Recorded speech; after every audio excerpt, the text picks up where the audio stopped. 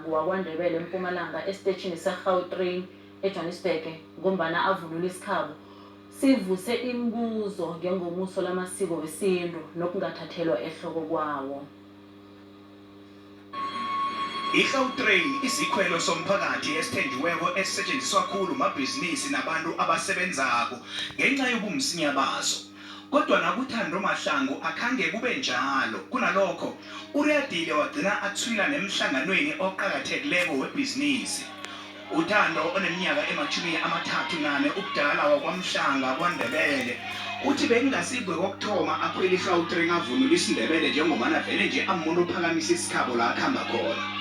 Uthi nakanye azange akhe avinjwe esitimeleni ngenxa yembatho lakhe. Uthi ukhwele isitimela suke ePitori aye eJohannesburg ambethe njalo bamvumela wayokwenza izinto bekayozenza eJohannesburg kodwa umraro ube sekubuyeni. Batsho uthe nakufuze adlule esangweni leGautrain ngekarida lamvimba. Kwezinogada umtshela ukuthi akakavunyelwa ukungena lapho ngenxa yokuthi akakambathi kuhle.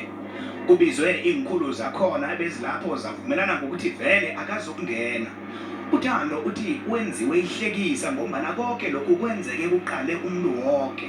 Igcwetha lakhe uAdvocate Benny Buthelezi ubeka uthi Mangiqala nje ngithi lento lena imayelana namalungelo kaMahlangu omthethosisekelo ukuthi eSouth Africa sinomthetho othi wonke amalungelo abantu kufanele ahlonishwe ngomthetho. Manje kunamalungelo ukuthi kufanele kuhlonishwe amasiko nendabuko yethu. Ngendlela esibuka ngayo ukuthi bona ukuthi ngendlela abamphatha ngayo kuGautrain amalungelo akhe azangahlonishwe. Manje siye enkantolo manje siyokhalela ukuthi ukuthi iGautrain inkantolo ithatha isinqumo mayelana naleso senzo sokuthi amalungelo kaMahlangu azangahlonishwe kuGautrain.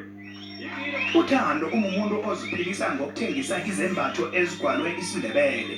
Njeke kwenzeka konke lokhu nje ubegijimela komunye umhlangano ePitori nalapho ebekufuze ayokuhlangana namaklayenti wakhe. Lokhu kwenze ukuthi alobe imali. Abaphathi bakwaGautrain bakhuphe istatimende sokunqanqabeza kuMahlangu ngesenzo sabogadi babo sokumvimba ngombana bathi batsho akakambathi ngefanelo. Ingabe njengobana iGautrain seyikhuphe isinqanqabezo nje amagqwetha kaThando azokulisa ukumangala na?